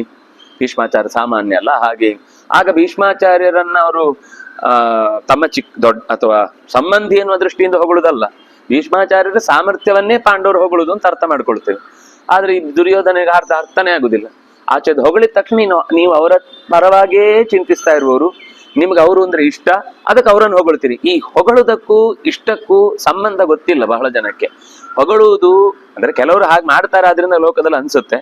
ಏನಿಲ್ಲ ಅಂದ್ರೂ ಕೆಲವರು ಸುಮ್ಮನೆ ಹೊಗಳುತ್ತೆ, ಯಾಕಂದ್ರೆ ಅವ್ರ ಪಾರ್ಟಿಯವರು ಅಂತ ಅಷ್ಟೇ, ಇನ್ನೇನು ಕಾರಣ ಇಲ್ಲ. ಅವ್ರ ವಿರುದ್ಧ ಪಾರ್ಟಿಗೆ ಬಂದ ತಕ್ಷಣ ಉಲ್ಟ ಶುರುವಾಗುತ್ತೆ. ನಮ್ಗೆ ನಿಮ್ಮ ಯಾವುದೇ ಆಚರಣೆಗಳು ಇಷ್ಟ ಆಗುದಿಲ್ಲ. ಹಾಗೆ ಹಿಂದಿನ ದಿವಸ ಅವ್ರ ಜೊತೆಗೆ ಇದ್ದ ಕಾಫಿ ಕುಡ್ಕೊಂಡು, ಮರು ದಿವಸಕ್ಕಾಗುವಾಗ ಪಾರ್ಟಿ ಚೇಂಜ್ ಆದ ತಕ್ಷಣ ಎಲ್ಲ ಉಲ್ಟ ಹೊಡಿತಾ ಇರ್ತಾನೆ. ಇದು ಹಾಗಲ್ಲ. ಭೀಷ್ಮಾಚಾರ್ಯ ಹಾಗೆ ಮಾತಾಡ್ತಾ ಇಲ್ಲ, ಅವ್ರು ನೇರವಾಗಿ ಇದ್ದ ವಿಷಯವನ್ನು ಹೇಳುತ್ತಿದ್ದಾರೆ. ತ್ವಂತು ಮೋಹಾನ್ನ ಜಾನೀಶೆ ವಾಚ್ಯಂ ಸುಯೋಧನ. ಎಷ್ಟು ನೋವಾಗಿರ್ಬೇಕು ಯೋಚನೆ ಮಾಡಿ. ನಾವಿಷ್ಟು ಕಾಳಜಿಯಿಂದ ನಿನಗೆ ಹೇಳಿದ ಮಾತನ್ನ, ನಾನಂತಲ್ಲ, ನನ್ನ ಒಬ್ಬನ ಮಾತಾದ್ರೆ ನಿನಗೆ ಹಾಗೆ ಅನಿಸುತ್ತದೆ. ನಾರದರಿಗೆ ಏನಾಗ್ಬೇಕು? ಏನು ಆಗ್ಬೇಕಾಗ್ಲಿ ನಿನ್ಗೆ ಬಂದು ಬುದ್ಧಿವಾದ ಹೇಳಲಿಕ್ಕೆ. ಎಷ್ಟು ಚಂದ ಹೇಳ್ತಾರೆ. ಪರಶುರಾಮ ದೇವರು ಬಂದು ಮಾತಾಡ್ತಾರೆ ಆ ಸಭೆಯಲ್ಲಿ. ಅವತ್ತು ಸಂಧಾನ ನಡೆದ ಸಭೆಯಲ್ಲಿ ಎಲ್ಲರೂ ಹೇಳ್ತಾರೆ, ದುರ್ಯೋಧನನ ಮುಂದೆ ಇಟ್ಟುಕೊಂಡು. ಅವನೇನು ಅಂದ್ರೆ ಮಾತಾಡ್ತಾ ಅವ್ರು ಮಾತಾಡ್ತಾ ಇದ್ರೆ ಸೀದಾ ಒಳಗೆ ಹೋಗ್ಬಿಡ್ತಾನೆ. ಇವರಿಗೆಲ್ಲ ನನ್ಗೆ ಯಾರಿಗೋಸ್ಕರ ಮಾತಾಡ್ತಾ ಇರೋದು ನಾವು? ಅಷ್ಟಾದ್ರೂ ಎಲ್ಲ ಸಹಿಸ್ಕೊಂಡು ಸುಮ್ಮನೆ ಇರ್ತಾರೆ. ಯಾಕಂದ್ರೆ ಧೃತರಾಷ್ಟ್ರನಿಗೆ ಬೇಸರ ಆಗುತ್ತೆ, ಬೇಡ ಅಂತ. ನಿನಗೆಲ್ಲರೂ ಹೇಳಿದಾರೆ, ಯಾರು ನಿನಗೆ ತಪ್ಪು ಹೇಳಿದಾರೆ ಯೋಚನೆ ಮಾಡು. ಈಗ ಒಬ್ರು ಹೇಳಿದ್ರೆ ಅವ್ರ ಪಕ್ಷ ಅಂತ, ಅವನೇನ್ ಹೇಳುದು ಗೊತ್ತಾ? ನೀವೆಲ್ಲರೂ ಮೋಸಗಾರರು ಅಂತ. ಮೋಹಾನ್ನ ಬುದ್ಧಿಸೆ, ನಿನಗೆ ಮೋಹ ಕವಿದಿದೆ. ನಿನಗೆ ನಾನು ಏನ್ ಹೇಳ್ತಾ ಇದ್ದೇನೆ ಅಂತ ಅರ್ಥ ಆಗಲ್ಲ. ವಾಚ್ಯಂ, ಯಾವುದು ಹೇಳ್ಬೇಕು, ಯಾವುದು ಹೇಳ್ಬಾರ್ದು, ಯಾವುದು ಹೇಳಿದ್ರೆ ನೋವತ್ತೆ, ಯಾವುದು ಹೇಳಿದ್ರೆ ನೋವಲ್ಲ, ಇದನ್ನ ತಿಳ್ಕೊಳ್ಳದೆ ಬಾಯಿಗೆ ಬಂದಂಗೆ ಮಾತಾಡ್ತಾ ಇದ್ದೀನಿ. ಸ್ವಯಂ ವೈರಂ ಮಹತ್ಕೃತ್ವ ಪಾಂಡವೈ ಸಹ ಸೃಂಜಯೈ. ಸ್ವಯಂ ನೀನು ಮಾಡಿದ ವೈರಕ್ಕೆ ನಮ್ಮನ್ನೆಲ್ಲ ಬಲಿ ಕೊಡ್ತಾ ಇದ್ದೆ. ನಮಗೇನ್ ಪಾಂಡವರಲ್ಲಿ ವೈರ ಇರ್ಲಿಲ್ಲ. ನೀನು ವೈರ ಕಟ್ಕೊಂಡದ್ದಕ್ಕೆ ನಿನ್ ಪರವಾಗಿ ನಾವು ನಿಲ್ಬೇಕು ಅಂತ ಯೋಚನೆ ಮಾಡಿ ಯುದ್ಧಸ್ವತಾನದ್ಯ ರಣೆ ಪಶ್ಯಾಮ ಪುರುಷೋಭವ. ಯುದ್ಧಕ್ಕೆ ನಿಂತಾಗಿದೆ, ಹೀಗೆ ಹಿಂದೆ ಸರಿಯುವ ಮಾತು ನಾನು ಹೇಳ್ತಿಲ್ಲ. ಆದ್ರೆ ನೀವು ಯುದ್ಧ ಮಾಡಿ ಅಂತ ಹೇಳಿದ್ರೆ ನೀನ್ ಯುದ್ಧ ಮಾಡು, ಯುದ್ಧಸ್ವ. ನಿನ್ನಿಂದ ನೀನು ಕೂಡ ಏನು ಅಸಾಧಾರಣವಾದ ಸಾಮರ್ಥ್ಯ ಉಳ್ಳವನು ಅಂತ ತಾನೇ ಕೊಚ್ಚಿಕೊಳ್ಳುವವ. ಕೊಚ್ಚಾಕೀಗ ಎದುರುಗಡೆ ಒಂದು ತರಕಾರಿ ಅಂತ ಅನ್ಕೋ, ಕೊಚ್ಬಿಡು. ಹಾಗಲ್ಲ, ನಿನಗಾಗಲ್ಲ. ಆದ್ರೆ ಹಿಂದಿನವರನ್ನ, ಆಚೆಯವರನ್ನ, ಈಚೆಯವರನ್ನೆಲ್ಲ ಆಗಾಗ ಚುಚ್ಚಿ ನಾನಿದ್ದೇನೆ ಅಂತ ಈ ಏಡಿಗೆ ಅದರ ಹತ್ತಿರದಲ್ಲಿ ಏನಿದ್ರೆ ಮೊಟಕುದೇ ಅಭ್ಯಾಸ. ತಾನೇನು ಮಾಡಲ್ಲ, ಎಲ್ಲರನ್ನು ಮೊಟಕ್ತಾ ಇರುತ್ತೆ. ಅದಕ್ಕೆ ನಮ್ಮಲ್ಲಿ ಮಂಡ್ಯ ಪಾರ್ಪತ್ತಿಗೆ ಅಂತ ಹೇಳ್ತಾರೆ. ತಾವೊಂದು ಮಾಡಲ್ಲ, ಅದು ಎಲ್ಲ ಮಾಡ್ತಾ ಇರೋನು ಕಮಿಟ್ ಮಾಡ್ತಾ ಇರೋದು. ಮಧ್ಯ ಹಾಲಲ್ಲಿ ಕೂತಿರ್ತಾರೆ ಮನೆಯಲ್ಲಿ. ಆ ರೂಮಿಂದ ಬಂದವ್ರಿಗೆ ಅವ್ರಿಗೊಂದೇನು ಅಂತ, ಈ ರೂಮಿಂದ ಬಂದವರಿಗೆ ಇವ್ರಿಗೇನು ಅಂತ. ಈ ರೂಮಿಂದ ಬಂದಾಗ ಏನ್ ಮಾಡ್ತೀರಿ ಇಷ್ಟೊತ್ತಾಂದ ಒಳಗೆ ಕೂತಿದ್ರಿ, ಇವನು ಅದೇ ಮಾಡ್ತಿರ್ತಾನೆ. ಕೆಲವರಿಗೆ ಅಲ್ಲಿಂದ ಈಗ ಹೋಗು, ಈ ಸೈಡಲ್ಲಿ ಹೋಗ್ಬೇಡ, ಅವನು ಅಲ್ಲೇ ಹೋಗ್ತಿರ್ತಾನೆ. ನೀನು ಹೇಳುದು ಮತ್ತೆ ಇಂಥದ್ದೆಲ್ಲ ತಲೆರಟೆ ನೀನ್ ಮಾಡ್ತಾ ಇದ್ದಿ. ಅಷ್ಟು ಮಾತಾಡುದಾದ್ರೆ ಯುದ್ಧ ಸ್ವತಃ ಅನದ್ಯರಣೆ, ನೀನೇ ಹೋರಾಡು. ಅಶಕ್ಯ ಪಾಂಡವ ಜೇತುಂ ದೇವೈರಪಿ ಸವಾಸವೈ, ದೇವತೆಗಳು ಕೂಡ ಒಟ್ಟಾದ್ರೆ ಈ ಪಾಂಡವರನ್ನು ಎದುರಿಸಲಾರರು. ಅಹಂತ್ವಾಂ ಸೋಮಕಾನ್ ಸರ್ವಾನ್ ಪಾಂಚಾಲಾಂಚ ಸಮಾಗತಾನ್. ಇಷ್ಟು ಬೈದ್ಮೇಲೆ ಅವನಿಗೆ ಪಾಪ ಅನ್ನಿಸ್ತು ಭೀಷ್ಮನಿಗೆ. ಇದೇ ಸಮಸ್ಯೆ. ಈ ಒಂದು ಬಾಂಧವ್ಯದ ಕಿಡಿ ಇರುತ್ತಲ್ಲ, ಅದು ಮತ್ತೆ ಅವನಿಗೊಂದು ಧೈರ್ಯ ತುಂಬುವ ಮಾತು ಹೇಳ್ತಾನೆ. ಆಯ್ತಪ್ಪ, ನೀನ್ ಚಿಂತೆ ಮಾಡಬೇಡ. ಈ ಸೋಮಕರನ್ನು ಪಾಂಚಾಲರನ್ನು ಇವತ್ತು ಯುದ್ಧದಲ್ಲಿ ಬಂದ್ರೆ ಖಂಡಿತ ನಾನು ಕೊಲ್ತೇನೆ. ಆದ್ರೆ ಒಂದು, ಅವರಲ್ಲಿ ಶಿಖಂಡಿ ಒಬ್ಬನನ್ನ ನಾನು ಎದುರಿಸಲ್ಲ. ವರ್ಜಯಿತ್ವ ಶಿಖಂಡಿನ, ಅವನೊಬ್ಬನನ್ನ ನಾನು ನಿಂಗೆ ಮೊದ್ಲೇ ಹೇಳಿದ್ದೇನೆ. ಇದನ್ನ ಮತ್ತೆ ಅದನ್ನೇ ಕೇಳ್ಬೇಡ, ಯಾಕೆ ಏನು ಎತ್ತ ಅಂತ ಮರ್ತೋಗ್ಬೇಡ ನೀನು. ಅವನೊಬ್ಬನನ್ನ ಬಿಟ್ಟು ಉಳಿದ ಎಲ್ಲರನ್ನೂ ಕೂಡ ನಾನು ಯುದ್ಧ ಮಾಡಿ ತಮಹಂ ನ ಹನಿಷ್ಯಾಮಿ ಪ್ರಾಣತ್ಯಾಗೇಪಿ ಭಾರತ, ನನ್ನ ಪ್ರಾಣ ಹೋಗುತ್ತೆ ಅಂತನೋ ಪರಿಸ್ಥಿತಿ ಬಂದ್ರು ಅವನನ್ನೊಬ್ಬನನ್ನು ಹೊಡೆಯಲ್ಲ, ಆದ್ರೆ ಉಳಿದವರನ್ನ ಯಾರನ್ನು ಬಿಡಲ್ಲ. ಸುಖಂ ಸ್ವಪಿಹಿ ಗಾಂಧಾರೆ, ಮಲ್ಕೋ ಹೋಗು, ಚೆನ್ನಾಗಿ ನಿದ್ದೆ ಮಾಡು. ಧಾತ್ರ ಸೈಷಾ ಸೈವಶ ಏನು ಶೋಪಿ ಕರ್ತ ಮಹಾರಣಂ ಶೋಸ್ಮಿ, ನಾಳೆ ನಾನು ಮಹಾರಣವನ್ನ ಯುದ್ಧವನ್ನ ನಡೆಸ್ತೇನೆ. ಎಂ ಜನ ಕಥಯಿಷ್ಯಂತೆ ಯಾವ ಸ್ಥಾಸ್ಯಸಿ ಮೇದಿನಿ, ನಾಳೆ ಆಡಿದ ಯುದ್ಧವನ್ನ ಜಗತ್ತು ಕೊನೆ ತನಕ ನೆನ್ಪಿಟ್ಕೊಳ್ಬೇಕು, ಹಾಗೆ ಯುದ್ಧದಲ್ಲಿ ನಾನು ತೊಡಗ್ತೇನೆ ಅಂತ ಹೀಗೆ ಹೇಳಿ ಗುರುಗಳಿಗೆ ನಮಸ್ಕಾರ ಮಾಡಿ ವಾಪಸ್ ಮನೆಗೆ ಹೋಗ್ತಾನೆ. ಇವ್ರ ತಲೆಯಲ್ಲಿ ಒಂದಿಷ್ಟು ಹುಳ ಬಿಟ್ಟು ಗಲೀಜು ಮಾಡಿ ಕಿರಿಕಿರಿ ಮಾಡಿ ಹೊರಟದ. ಅವ್ರಿಗೆ ನಿದ್ದೆನೇ ಬರ್ಲಿಲ್ಲ ರಾತ್ರಿ. ಸುಮ್ನೆ ರಾತ್ರಿ ಕಾಲವನ್ನ ಎಣಿಸ್ತಾ ಕಳೀತಾ ಇದ್ದಾರೆ. ಅವನು ಪ್ರಹೃಷ್ಟ, ಈಗ ಸ್ವಲ್ಪ ನಾಳೆ ಇವರನ್ನ ತಿದಿ ಒತ್ತಿ ಸ್ವಲ್ಪ ಪ್ರೆಷರ್ ಕೊಟ್ಟು ಕಳಿಸಿ ಆಯ್ತು. ನಾಳೆ ಬರ್ಸ್ಟ್ ಆದ್ರೆ ನನ್ಗೊಂದು 4 ಬಾಂಬ್ ಈ ಆತ್ಮಹತ್ಯಾ ದಳದವರನ್ನ ತಯಾರು ಮಾಡಿ, ಅವ್ರೇನು ಸುಟ್ಟೋಗಲ್ಲ, ಯಾರು ಬ್ರೈನ್ ವಾಶ್ ಮಾಡ್ತಾರೋ ಅವ್ರು ಯಾವತ್ತು ಅಂತ ಕಾರ್ಯಕ್ರಮದಲ್ಲಿ ಭಾಗವಹಿಸಲ್ಲ. ಆದ್ರೆ ಅಂತವ್ರನ್ನ ತಯಾರು ಮಾಡಿ ಉಡಿಸ್ ಮಾಡ್ತಿರ್ತಾರೆ. ಹಾಗೆ ಈ ದುರ್ಯೋಧನದ ಮೆಂಟಾಲಿಟಿನೇ ಹಾಗೆ. ಅವನು ಕರ್ಣನಿಗೂ ಹಾಗೆ ಮುಂದೆ ಅಂತಾನೆ, ಅಶ್ವತ್ಥಾಮನಿಗೂ ಅಂತಾನೆ, ದ್ರೋಣಾಚಾರ್ಯಗೂ ಅಂತಾನೆ. ಆರಂಭದಲ್ಲಿ ದ್ರೋಣಾಚಾರ್ಯಗೆ ಹೇಳಿಲ್ವಾ, ನಿನ್ನ ಶಿಷ್ಯನೇ ನೋಡಿ ಏನೇನ್ ಮಾಡ್ತಿದ್ದಾನೆ ಅಂತ. ಆತರ ಎಲ್ಲರನ್ನು ಅಂದಂದ್ ಅವ್ರನ್ನ ಕಳಿಸಿ ಅದ್ ಬರ್ಸ್ಟ್ ಆದ್ರೂ 4 ಜನ ಸತ್ರು ಸಾಕು, ನಾನು ಆಮೇಲೆ ಆ ಹೆಣದ ಮೇಲೆ ಹೆಜ್ಜೆ ಇಟ್ಕೊಂಡು ಹೋಗ್ಬೋದಲ್ಲ ಅಷ್ಟು ದೂರಕ್ಕೆ ಅಂತ ಅನ್ಕೊಂಡು ಯೋಚನೆಯಿಂದ ಪ್ರಕೃಷ್ಟ ಸ ನಿಶಾಂತಾಂಚ ಗಮಯಾಮಾಸ ಪಾರ್ಥಿವ, ನಾಳೆ ನೆಮ್ಮದಿಯಿಂದ ಒಂದ್ ಸ್ವಲ್ಪ ಹೊತ್ತು ಯುದ್ಧದನ್ನ ಎಂಜಾಯ್ ಮಾಡ್ಬೋದು ಅಂತ ಅನ್ಕೊಂಡು ಮಲಗಿದ. ಆಮೇಲೆ ಹೋಗುವಾಗ ಹಾಗೆ ಸುಮ್ನೆ ಹೋಗ್ಲಿಲ್ಲಂತೆ. ಹೋಗ್ತಾ ಸೇನೆಯ ಪ್ರಮುಖರನ್ನೆಲ್ಲ ಕರೆದು ಭೀಷ್ಮೋ ರಣೇ ಕ್ರುದ್ಧ ನಿಹನಿಷ್ಯತಿ ಸೋಮಕಾನ್. ನಾಳೆ ಭೀಷ್ಮಾಚಾರ್ಯರು ಅಂದ್ರೆ ಇದು ವಸ್ತುತಃ ಬೆಳಿಗ್ಗೆ ಅದ್ಯ ಭೀಷ್ಮ ಅಂತಿದೆ. ಅದ್ಯ ಭೀಷ್ಮ ಅಂದ್ರೆ ಇದು ಬೆಳಿಗ್ಗೆ 3:30-4 ಗಂಟೆಗೆ ಈ ಅವ್ರ ತಲೆ ತಿಂದಿತ್ತು. ವಯಸ್ಸಾದವರಿಗೆ ಮಲಗ್ಲಿಕ್ಕೂ ಬಿಡಲ್ಲ ಪುಣ್ಯಾತ್ಮ. ಬೆಳಿಗ್ಗೆ ಹೇಳ್ತಾ ಇರೋದು. ಅಲ್ಲಿ ಹೋಗುವಾಗ ಎಲ್ಲರ ಹತ್ರನು ಹೇಳ್ತಾ ಹೋದ. ಆದ್ರೆ ದುರ್ಯೋಧನ ತಚ್ಛೃತ್ವ, ದುರ್ಯೋಧನ ಹೀಗೆ ಎಲ್ಲರನ್ನ ಅವ್ರು ಅಲ್ಲೇ ಇದ್ದಾರೆ, ಅವ್ರ ಆ ಕೋಣೆಯಲ್ಲಿ ಇದ್ದಾರೆ. ಇವನು ಹೊರಗೆ ಬರುವಾಗ ಅಲ್ಲಿಯ ಉಳಿದ ರಾಜರನ್ನ ಕರೆದು ಮಾತಾಡುದು, ಇವತ್ತು ಭೀಷ್ಮಾಚಾರ್ಯರು ಸಿಕ್ಕಾಪಟ್ಟೆ ಕೋಪಗೊಂಡಿದ್ದಾರೆ, ಸೋಮಕರನ್ನ ಕೊಂದು ಬಿಡ್ತಾರೆ, ನೀವೆಲ್ಲ ಅವರಿಗೆ ರಕ್ಷಣೆ ಮಾಡ್ತಾ ಇರಿ, ಅವರನ್ನೇ ಕಳ್ಕೊಂಡ್ ಬಿಟ್ರೆ ನಮಗೇನು ಮಾಡ್ಲಿಕ್ಕಾಗಲ್ಲ ನಾಳೆ, ಆದ್ರಿಂದಾಗಿ ನಿಮ್ಮೆಲ್ಲರ ಜವಾಬ್ದಾರಿ ಅವರ ರಕ್ಷಣೆ. ಮನ್ಯಮಾನ ಸತನ್ ರಾಜನ್ ಪ್ರತ್ಯಾದೇಶಂ ಇವಾತ್ಮನಃ ನಿರ್ವೇದಂ ಪರಮಂ ಗತ್ವ ವಿನಿಂದ್ಯ ಪರವಶತಾಂ. ಭೀಷ್ಮಾಚಾರ್ಯಗೆ ಸಾಕಪ್ಪ ಈ ಹಂಗಿನ ಜೀವನ, ಯಾಕಾದ್ರೂ ಇಲ್ಲಿದ್ದೇನೋ ಅಂತ ಅನ್ನಿಸ್ತಂತೆ ಅವತ್ತು.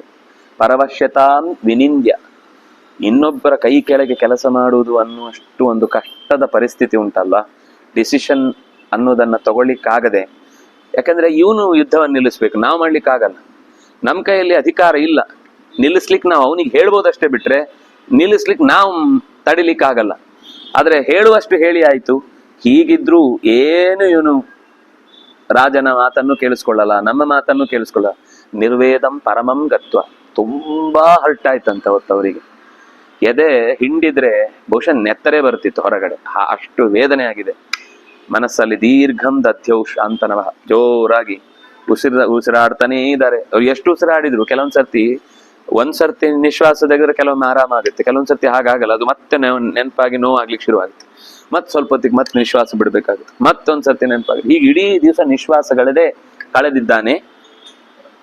ಇಂಗಿತೇನು ತಜ್ಞಾತ್ವ ಗಾಂಗೇಯೇನ ವಿಚಿಂತಿತಂ ದುಶಾಸನ ರಥಾತ್ತೂರ್ಣಂ ಯುಜ್ಯತಾಂ ಭೀಷ್ಮ ರಕ್ಷಿಣಃ. ದುಶಾಸನ ರಥ ನಾಳೆ ಭೀಷ್ಮರ ರಕ್ಷಣೆಗಾಗಿ ಪ್ರತ್ಯೇಕವಾಗಿ ಸ್ಪೆಷಲ್ ಇರಬೇಕು. ದ್ವಾವಿಂಶತಿ ಮನೀಕಾನಿ, ನಮ್ಮ 22ನೆಯ ಭಾಗದ ಸೇನೆಯನ್ನ ಈ ಭೀಷ್ಮಾಚಾರ್ಯರ ರಕ್ಷಣೆಗೋಸ್ಕರ ಅಭಿಚೋದಯ, ಅದು 22ನೇದು ಏನೋ ಒಂದು ಭಾಗ. ದ್ವಾವಿಂಶತಿಂ ಅನೀಕಾನಿ, 21 ಭಾಗದ ಸೇನೆಯ ವ್ಯವಸ್ಥೆಯನ್ನ ಅಭಿಚೋದಯ, ಪ್ರಚೋದಿಸಿ ತಯಾರು ಮಾಡಿಡು. ಸನೋ ಗುಪ್ತ ಸಹಾಯ ಸ್ಯಾತ್ ಹನ್ಯಾತ್ ಪಾರ್ಥಾಂಚ ಸಂಯುಗೇ. ನಾಳೆ ಖಂಡಿತ ಭೀಷ್ಮಾಚಾರ್ಯರು ನಮಗೆ ಪಾರ್ಥರನ್ನ, ಪಾಂಡವರನ್ನ ಸಂಹಾರ ಮಾಡಿ ಸಹಾಯ ಮಾಡ್ತಾರೆ, ನಮಗವರು ರಕ್ಷಣೆ ಕೊಡ್ತಾರೆ. ಹೀಗೆ ಹೇಳಿದಾಗ ಒಂದು ಮಾತು ಹೇಳಿದ್ದಾರೆ, ಶಿಖಂಡಿಯನ್ನ ಕೊಲ್ಲುವುದಿಲ್ಲ ಅಂತ. ಆ ಶಿಖಂಡಿ ಮಾತ್ರ ಭೀಷ್ಮಾಚಾರ್ಯ ಮುಂದೆ ಬರಬಾರದು. ಒಂದೋ ನೀವೇ ಹುಡುಕಿ ಕೊಲ್ಲಿ, ಒಂದು ಅವನ ಎದುರುಗಡೆ ಬರ್ತಾ ಇದ್ದಾನೆ ಅಂದ್ರೆ ಅವನನ್ನು ನಿವಾರಿಸಿ, ಅವನನ್ನು ಬೇರೆ ದಿಕ್ಕಿಗೆ ಎಳ್ಕೊಂಡು ಹೋಗಿ. ಲೋಕಸ್ತದ್ವೇದ ಯದಹಂ, ಇದು ಎಲ್ರಿಗೂ ಗೊತ್ತಿರುವ ಸಂಗತಿ, ಆದ್ರೆ ನಿಮಗೆ ಮತ್ತೊಮ್ಮೆ ನೆನಪು ಮಾಡ್ತಾ ಇದ್ದೇನೆ. ತಸ್ಯಾಹಂ ಪ್ರಮುಖೇ ಬಾಣಾನ್ ಮುಂಚೇಯಂ ನ ಕಥಂಚನ ಯುದ್ಧೇ ಕ್ಷತ್ರಿಯಾನ್ಸ್ತಾತ ಪಾಂಡವಾನಾಂ ಜಯೇಷಿಣಃ. ಪಾಂಡವರ ಪರವಾಗಿ ಜಯವನ್ನ ತರಿಸುವುದಕ್ಕೆ ಅವನನ್ನೇ ಅವರು ಮುಂದಿಟ್ಕೊಂಡು ಬರ್ತಾರೆ. ಆಗ ನೀವೆಲ್ಲರೂ ಸೇರಿ ಅವನನ್ನೇ ನಾಶ ಮಾಡಬೇಕು.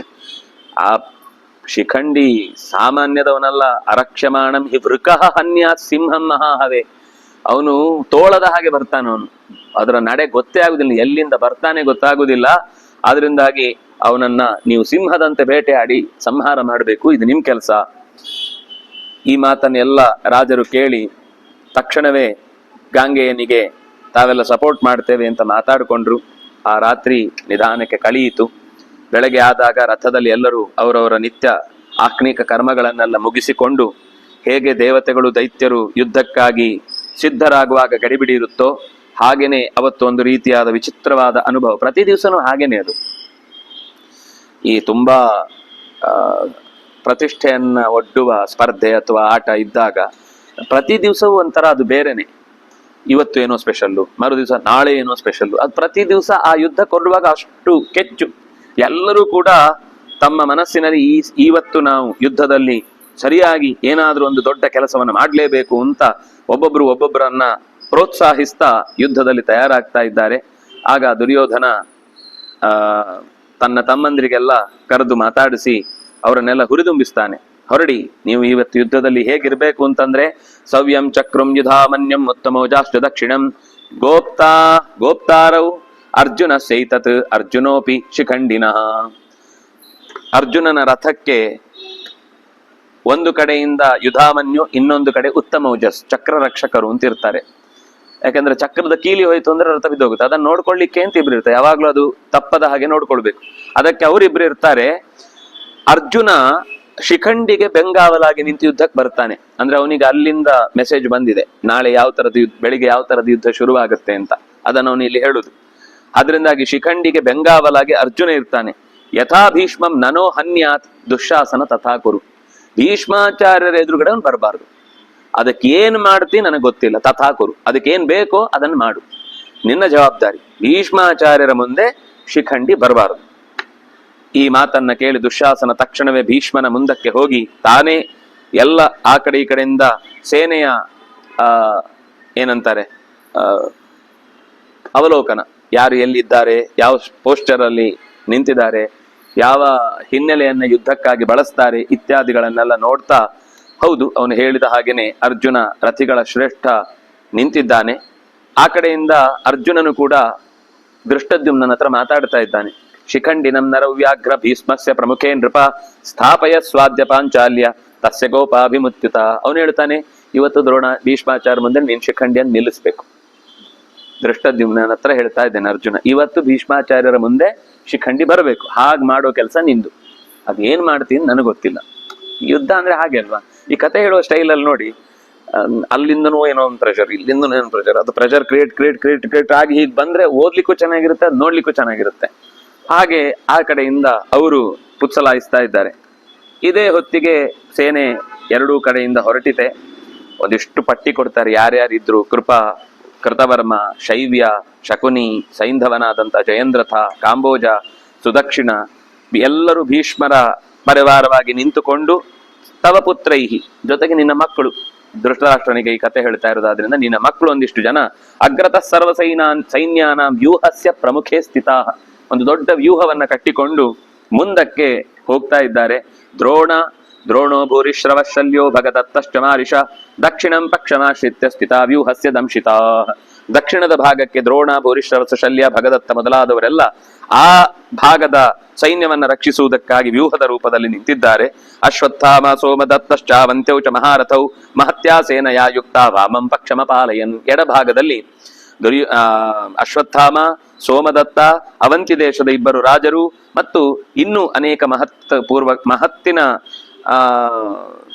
ಆಯುಧಗಳನ್ನು ಹಿಡಿದಿರುವಂತಹ ಸೇನೆಯನ್ನ ಎಡಭಾಗಕ್ಕೆ ಜೋಡಿಸಿದ್ದಾರೆ. ದುರ್ಯೋಧನೋ ಮಹಾರಾಜ ತ್ರಿಗರ್ತೈ ಸರ್ವತೋವೃತಃ, ಎಲ್ಲ ಕಡೆಗೂ ಆವರಿಸಿಕೊಂಡು ದುರ್ಯೋಧನ ಅಂದ್ರೆ ಇಡೀ ಭೀಷ್ಮಾಚಾರ್ಯರ ಪರಿವಾರಕ್ಕೆ ಹೊರಗಾವಲಾಗಿ ನಿಂತವನು ತ್ರಿಗರ್ತದ ದೇಶದ ಸೈನ್ಯವನ್ನು ಇಟ್ಟುಕೊಂಡು. ವ್ಯೂಹ ಮಧ್ಯೆ ಸ್ಥಿತೋ ರಾಜನ್ ಪಾಂಡವಾನ್ ಪ್ರತಿಭಾರತ, ಮಧ್ಯದಲ್ಲಿ ದುರ್ಯೋಧನ ನಿಂತಿದ್ದಾನೆ. ಅಲಂಬುಸ ಅನ್ನುವಂತಹ ರಥಶ್ರೇಷ್ಠ ಬಹಳ ದೊಡ್ಡದಾದ ಆಯುಧವನ್ನು ಹಿಡ್ಕೊಂಡು ಇಡೀ ಸೇನೆ ಹಿಂಭಾಗದಲ್ಲಿ ಹಿಂದಿನಿಂದ ಯಾರು ದಾಳಿ ಮಾಡ್ಲಿಕ್ಕಾಗದ ಹಾಗೆ ರಕ್ಷಣೆ ಮಾಡಿಕೊಂಡು ಹೋಗ್ತಾ ಇದ್ದಾರೆ. ನಿನ್ನ ಮಕ್ಕಳು ಎಲ್ಲ ಆ ಸೇನೆಯಲ್ಲಿ ನಿಂತು ಯುದ್ಧ ಮಾಡ್ತಾ ಇರ್ಬೇಕಾದ್ರೆ ನಕುಲ, ಸಹದೇವ ಮತ್ತು ಇನ್ನುಳಿದಂತಹ ಅನೇಕ ಜನ ಆ ಕಡೆಯಿಂದ ಯುಧಿಷ್ಠಿರನ ವ್ಯೂಹಕ್ಕೆ ಪರಿವಾರವಾಗಿ ನಿಂತಿದ್ದಾರೆ. ಅಂದ್ರೆ ಅವರು ಕೂಡ ಈ ವ್ಯೂಹಕ್ಕೆ ಎದುರಾಳಿಯಾಗಿ ಇನ್ನೊಂದು ವ್ಯೂಹವನ್ನ ತಯಾರು ಮಾಡ್ತಾ ಇದ್ರು. ಅದು ಯಾವಾಗ್ಲೂ ಹಾಗೆ. ಅವ್ರು ಇವತ್ತೇನು ನಾವು ಅದಕ್ಕೆ ಪ್ರತಿಯಾಗಿ ಹೀಗೆ ಅಂದ್ರೆ ಯುದ್ಧಕ್ಕೆ ಪ್ರತಿತಂತ್ರವನ್ನ ಹೆಣೆಯುವ ಕೆಲಸವನ್ನು ಮಾಡ್ತಾ ಇದ್ದಾರೆ. ಶಿಖಂಡಿಯನ್ನು ಒಂದು ಕಡೆಗೆ ನಿಲ್ಲಿಸಿಕೊಂಡಿದ್ದಾರೆ. ದೃಷ್ಟದ್ಯುಮ್ನೋ ವಿರಾಟಶ್ಚ ಸಾತ್ಯಕಿಶ್ಚ ಮಹಾರಥ ಸ್ಥಿತಾ ಸೈನ್ಯೇನ ಮಹತ ಪರಾನೀಕ ವಿನಾಶನ. ಪರರ ಸೈನ್ಯವನ್ನ ನಾಶಗೊಳಿಸುವುದರಲ್ಲಿ ಅತ್ಯಂತ ಸಮರ್ಥರಾದ ದೃಷ್ಟದ್ಯುಮ್ನ, ವಿರಾಟ ಮತ್ತು ಸಾತ್ಯಕಿ ಎನ್ನುವಂತಹವರೆಲ್ಲ ಒಂದು ಭಾಗದಲ್ಲಿ ನಿಂತ್ರೆ, ಚೇಕಿತಾನೋ ಮಹಾಬಾಲು ಕುಂತಿಭೋಜಶ್ಚ ವೀರ್ಯವಾನ್ ಸ್ಥಿತಾರಣೇ ಮಹಾರಾಜ ಮಹತ್ಯಾ ಸೇನಯಾವೃತ. ದೊಡ್ಡ ಸೇನೆಯನ್ನು ಆವರಿಸಿಕೊಂಡ ಚೇಕಿತಾನ ಮತ್ತು ಕುಂತಿಭೋಜ ಬಂದ್ರೆ ಒಂದು ಭಾಗದಲ್ಲಿ ಅಭಿಮನ್ಯುರ್ಮಹೇಶ್ವಾಸೋ ದ್ರುಪದಶ್ಚ ಮಹಾಬಲಃ ಯುಯುಧಾನೋ ಮಹೇಶ್ವಾಸಃ ಯುಧಾಮನ್ಯುಶ್ಚ ವೀರ್ಯವಾನ್ ಕೇಕಯ ಭ್ರಾತರಶ್ಚೈವ ಸ್ಥಿತಾ ಯುದ್ಧಾಯ ದಂಶಿತಾಃ. ಇನ್ನು ಈ ಯುದ್ಧದಲ್ಲಿ ಪ್ರಧಾನವಾಗಿ ಮುಂದೆ ಇಡೀ ಈ ಅಧ್ಯಾಯವನ್ನು ಆವರಿಸಿಕೊಳ್ಳುವವನು ಅಭಿಮನ್ಯು ದ್ರುಪದನ ಜೊತೆಗೆ ಕೂಡಿ ಯುಧಾನನನ್ನ ಜೊತೆಗಿಟ್ಟುಕೊಂಡು, ಯುಧಾನ ಮತ್ತು ಯುಧಾಮನ್ಯು ಇವರನ್ನ ಮುಂದಿಟ್ಟುಕೊಂಡು ಕೇಕೆಯ ದೇಶದವರೆಲ್ಲ ಯುದ್ಧಕ್ಕೆ ಮುನ್ನುಗ್ಗಿದ್ದಾರೆ. ವ್ಯೂಹಂ ಪ್ರತಿ ಮಹಾವ್ಯೂಹಂ, ಅವರ ವ್ಯೂಹಕ್ಕೆ ಪ್ರತಿಯಾಗಿ ಒಂದು ಮಹಾವ್ಯೂಹವನ್ನ ಸುದುರ್ಜಯಂ, ಎದುರಿಸಲಿಕ್ಕೆ ಸುಲಭದಲ್ಲಿ ಸಾಧ್ಯವಿಲ್ಲದ ಪ್ರತ್ಯುತ್ತರವನ್ನ ಕೊಡ್ತಾ ಇದ್ದಾರೆ. ಪಾಂಡವ ಸಮರೇ ಶೂರಾಹ ಸ್ಥಿತಾ ಯುದ್ಧ ಯದಂಶಿತಾ. ಪ್ರತಿಯೊಬ್ಬರು ಕೂಡ ಕೆಚ್ಚದೆಯಿಂದ ಇವತ್ತು ಕೌರವರ ಸೇನೆಯನ್ನು ನುಚ್ಚು ನೂರು ಮಾಡಬೇಕು ಅಂತ ಮನಸ್ಸಿನಲ್ಲಿ ಧೈರ್ಯವನ್ನ ತುಂಬಿಕೊಂಡೇ ಹೊರಟಿದ್ದಾರೆ. ಆಗ ಆ ಹೊರಟ ಶಬ್ದ ಕ್ಷೇಲ ಅಂದ್ರೆ ಜೋರಾಗಿ ಬೊಬ್ಬೆ ಹೊಡೆಯುವುದು. ಅದಕ್ಕೆ ಸರಿಯಾಗಿ ಪಟಹ, ಭೇರಿ, ಮೃದಂಗ ಮೊದಲಾದ 100 ತರದ ಶಂಖ, ಕ್ರಕಚ, ವಿಪಾಣಿಕಾ, ಕಹಳೆ ಮೊದಲಾದಂತಹ ಅನೇಕ, ಇದಕ್ಕೆಲ್ಲ ರಣವಾದ್ಯಗಳು ಅಂತ ಕರೆಯುದು. ಈ ಚಂಡೆ ಗಿಂಡೆ ಎಲ್ಲ ನಾವು ದೇವಸ್ಥಾನದಲ್ಲಿ ಬಡ್ದು ದೇವರನ್ನೇ ಓಡಿಸುದು. ಅಥವಾ ನಾನು ಯಾವಾಗ್ಲೂ ಹೇಳೋದುಂಟು, ದೇವರು ಹೇಳಿದ ಯುದ್ಧವನ್ನು ಪೂಜೆ ತರ ಮಾಡು ಅಂತ.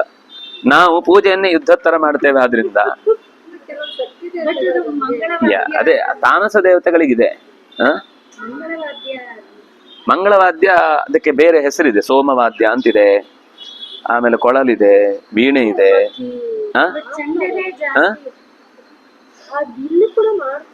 ತಪ್ಪೇ, ನಾನು ಸರಿ ಅಂತ ಹೇಳಿದ್ದ. ಬೇರೆ ಯಾವ್ದು ವಾದ್ಯ ಗೊತ್ತಿಲ್ಲ, ಬಾರಿಸ್ಲಿಕ್ಕೆ ಒಂದೇ ಗೊತ್ತಿರುದು.